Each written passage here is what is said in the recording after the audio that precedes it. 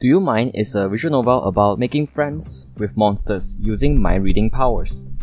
Well, not actual monsters. You play as a protagonist who views people that he doesn't understand or relate to as monsters. Allow me to begin with the characters. First up, we have Morphe.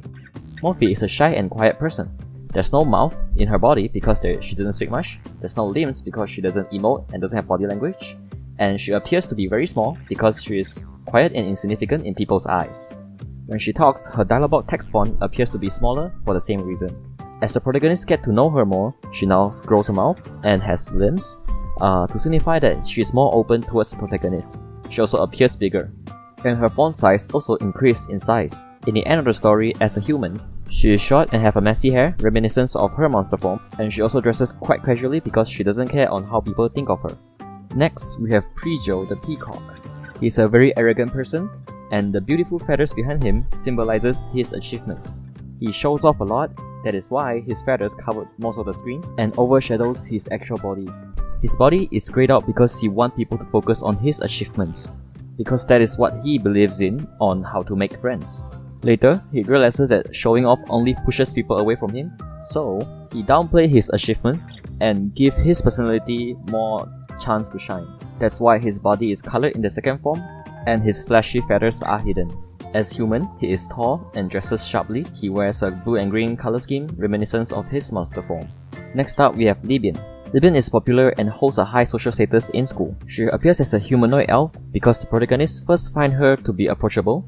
Then she transforms into this masked lady without a body. The protagonist realizes that she's just nice to everyone, and she has a lot of different masks that she would wear to show to different group of people. Her body is hidden underneath a black robe to hide body language and also hide her true heart. In the end, she abandoned her fame in favor of her true friends. She now wears casual clothing instead of fancy ones, as she no longer craves for people's attention. The environment of this game should always look normal, as the idea of this game is that these colorful and interesting personalities are hidden within these normal everyday life situations.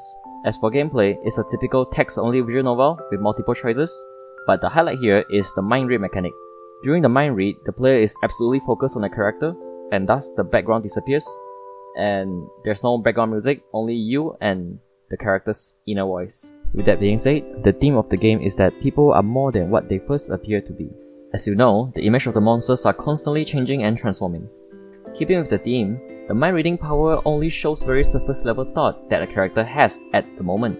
The power is not omnipotent because people are always changing, and some people don't even understand their own thoughts and feelings. And that concludes my video. Thank you for